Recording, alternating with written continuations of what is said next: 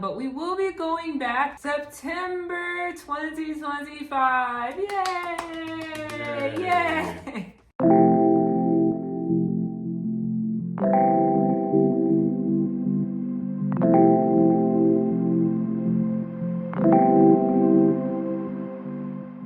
I'm Kai. And I'm Koyo. And you're watching Life with the Lyles. Did you guys miss us? I know we've been away for so long. It's like season 2 right now. It is like season Officially. 2 of our YouTube channel. We have a child now. A lot of life has happened. I believe on our last video, we asked you all to send us some questions on our move back to Morocco. We wanted to do a Q&A as an update video. Before we jump into today's video, make sure you remember to like, comment, and subscribe. So a lot of the questions that we received have come from YouTube, obviously, Instagram. So we're gonna answer all those questions. The first question is, have we returned to Morocco yet? No, as you can tell from our setting, we're still in Vegas. No, we are still in Vegas. We have been here a little bit longer than we anticipated. We initially wanted to come back to Morocco by June, but that didn't happen because life, you know, and we have a baby now. So there's a lot that goes into moving. But we will be going back September 2025. Yay! Yay! We're so excited to go back though. We miss it. How much do you miss it? Words cannot express. Yeah, it's been a time away. I've had dreams about Morocco. I've been fantasizing about the food, the mint tea, the beaches, all of it. What about you? You had a dream. I had a dream about one of the restaurants that we frequented in Morocco and them applauding us coming back. Oh yeah. We've had plenty of dreams about being in Morocco, but we're super excited to go back in about a month or so. Very much looking forward to having her with us this time, so it'll be a lot of fun. I almost feel like in those prison movies when they're locked in a jail cell and they're about to be released. And they talk about what's the first thing they're gonna do when they get out of prison. You fantasize about like, I'm gonna eat a burger, Yeah, some fries. yeah, I'm gonna get the biggest steak they have on the menu. That's so good. The next question is, bottom line, what is the rent and airfare to get to Morocco? I guess we can start with the rent. From our experience, we discovered that there is a local price and there is a tourist price. Because this is such a huge vacation destination from Europe and especially the US, a lot of prices that you'll see, especially coming from there, is going to be in euros or dollars, etc. And typically priced relatively within the price ranges of what you would spend for a normal hotel. When we went for a month at a time or longer periods of time. And so they call those short-term rentals. Yeah, or holiday rentals. Yeah, and so we were able to find places to stay for roughly about $40 a night, which wasn't too bad. The key is to find and to rent places at a local rate. There are local apps that you can use and places that you can go to where the pricing of the apartments are priced in MAD or Moroccan dirham, that you'll find a much better rate.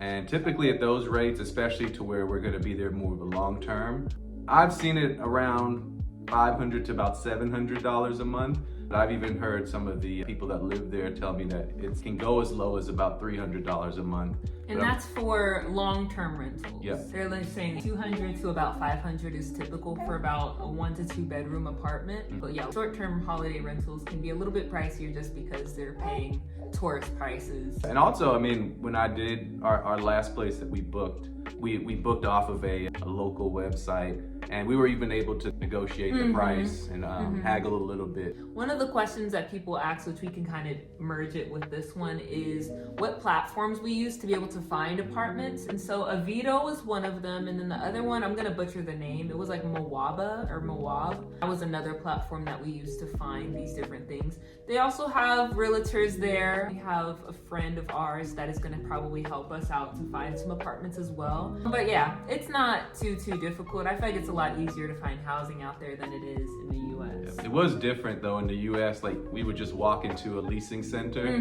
There it's a little bit different and more of a word of mouth and networking type of situation. Yeah. So for airfare, it depends on the time of year you go. There are low periods for going. August and September are low months. Typically you may pay $200, $300 depending on how far out you book it. I believe they said January is another low period where typically prices are relatively low.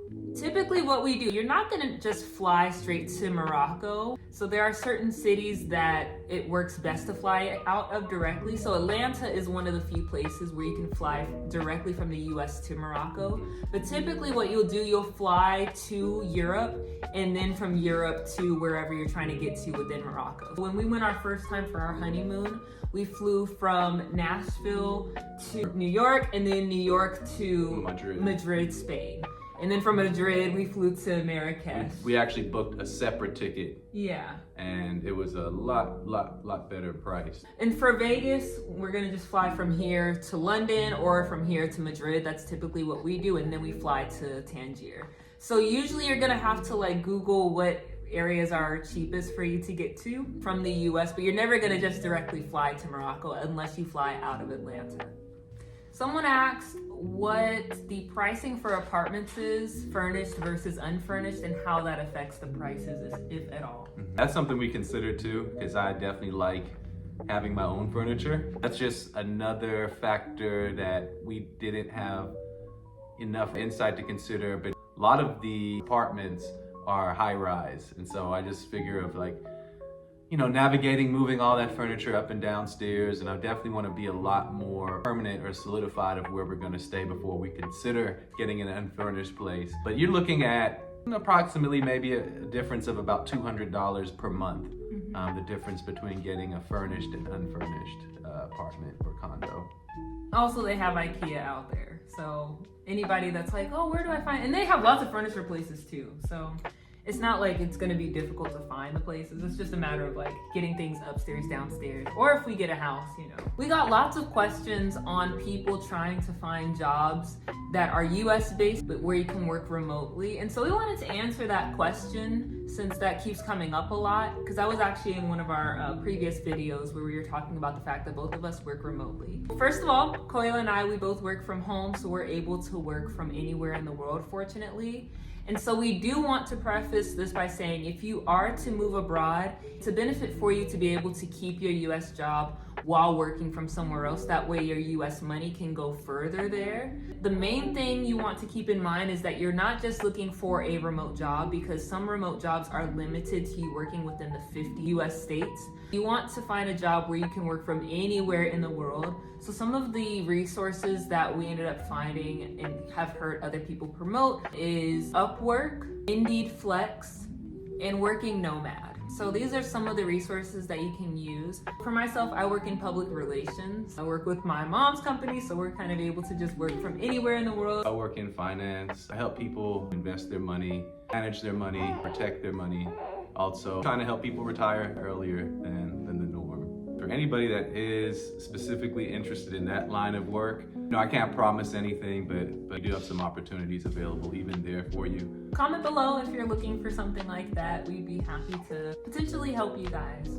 So we got a really good question about basically how to address the concerns that a boss may have if you are not necessarily at a remote company, or if you do work remotely, bringing up the opportunity for you to be able to work abroad. When I was at my previous company, I had to have a whole conversation with the founder about me not just working remotely, but me working in Morocco. So some of the concerns that I knew were going to come up was the time difference and Wi-Fi. To address that issue, I basically came up with a whole structure, like a whole schedule of how I could work to be able to, one, honor the Sabbath for me, because Friday nights I wouldn't be able to work, but I knew that I could work later in the afternoon, Monday through Thursday. So I created a whole schedule. So if that's something that you think would be helpful for you to be able to kind of give a roadmap for what that'll look like, definitely do that. Koyo, he actually works at night. He's kind of able to create his own schedule. So he works from 4 p.m. to about midnight usually. And just being as transparent as you can on addressing any concerns in advance is the best way to do it. VPN use, I know that was a part of the question as well. Definitely invest in a good VPN. We use Surfshark and it's been good for us in Morocco. I've been able to access all of the US-based sites, especially for me working in public relations. I still need to have access to different media outlets, so definitely invest in a good VPN. When you are looking into finding housing in Morocco, something you do want to consider is if they do already have Wi-Fi available, how strong is that connectivity? Because that you can run into a lot of issues, especially if you are on Zoom a lot, like we have a lot of client calls, and so that can affect the quality of your work. So just making sure that you have strong Wi-Fi connection. There is a way for people to test the broadband connection. He did it. He had us an app where he is able to kind of see how strong it is. And if you're not able to have strong connection, then definitely invest in your own router and bring that with you. That was something that my cousin actually did, where she had her own personal router sometimes.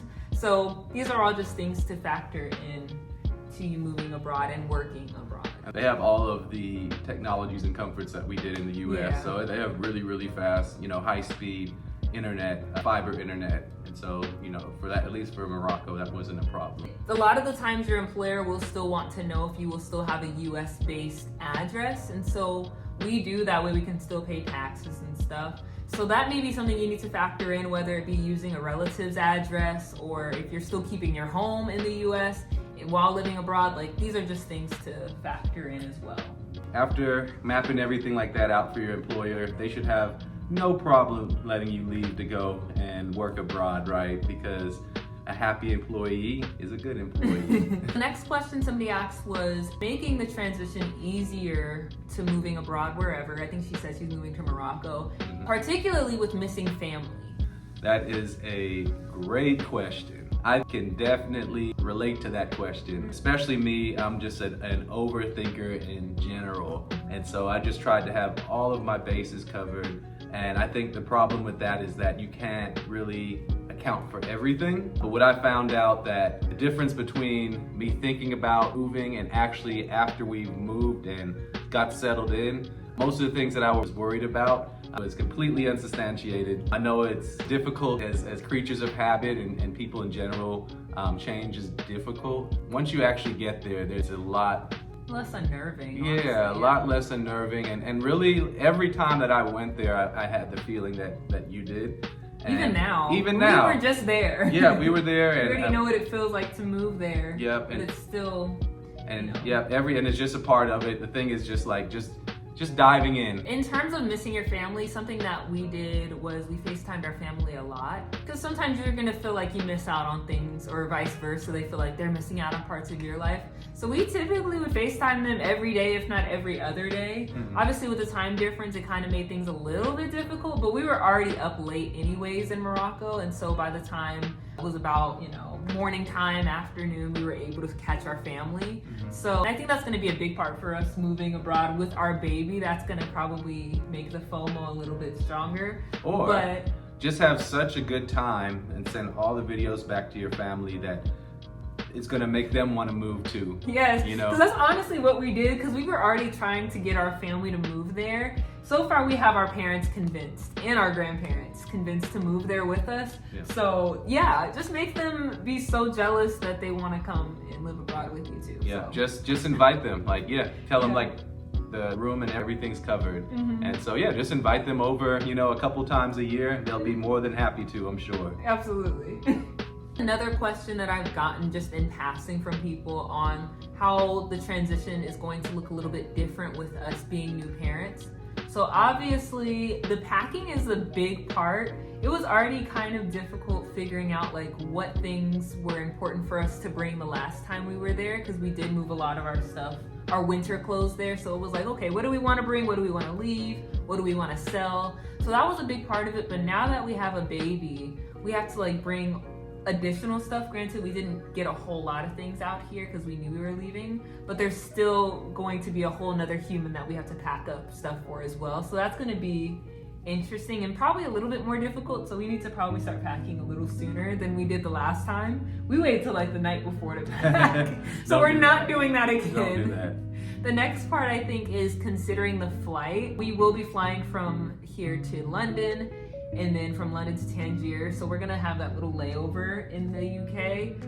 But I'm just thinking about how long that flight's gonna be. She's typically good when we're out, but she's never been on a plane before. This will be her first plane ride. So I'm a little bit nervous about what that will be like for her, how she's gonna handle it. She doesn't really cry a lot in public though. So yeah. Just who knows? I hope there's no blowouts. Oh no. But there is something that we did learn, that you can get a bassinet on the flight. It's probably a little bit of extra money. Some flights, they provide it for free. But they do have where you can like have a little bit more leg room. You can put the baby down. They can sleep comfortably on the flight. And that's just something for new parents to consider if you're ever going on an international flight. Lastly is the actual house hunting. When we were there the last time, we were able to just kind of get up and go and look for apartments whenever we would so choose. But now with having a baby, like we gotta factor in that we have to bring a child with us. I don't think it'll be as difficult. I think I could be overthinking it, but it is gonna just be an additional portion to have to, you know, consider her, getting her around the city, because we were just up, we were like, all right, we're gonna go walk. And so now we gotta kind of factor that in a little bit more too, so. It'll be fun. Yeah, I think it'll just be a new challenge, but it's not gonna be that It's not a challenge, it's an adventure. It's an adventure. So how is the baby? As you guys saw, she is healthy. She's doing very, very well. We had her back in April. It's been amazing being new parents. How do you like it, being a new dad? It's the best thing in the world. Yeah, she's been just an amazing baby. She's so smiley and bubbly.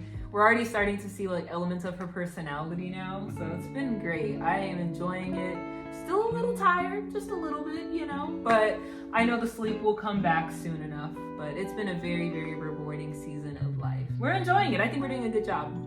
Yay.